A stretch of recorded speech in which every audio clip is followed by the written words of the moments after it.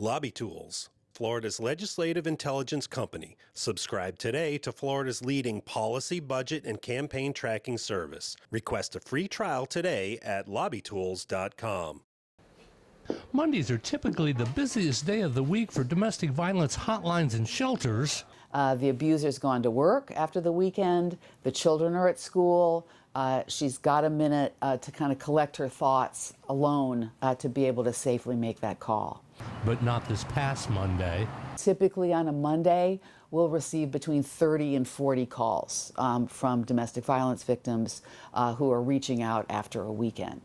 This last Monday, we had fewer than 5 calls. Increasing stress at home and at work is one of the reasons the governor is resisting a statewide shelter-in-place order. I really worry about suicide, drug abuse, alcohol abuse, domestic abuse, child abuse, if this is allowed to go for months and months on end with nothing.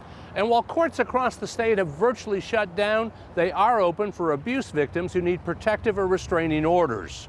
At Refuge House, counseling calls to some victims are being answered by spouses, complicating recovery. Where the victim is isolated and there's greater opportunity presented to an abuser to hurt her, we'll see the incidence of domestic violence rise. That doesn't mean, though, that doesn't necessarily translate into a victim being able to reach out for help.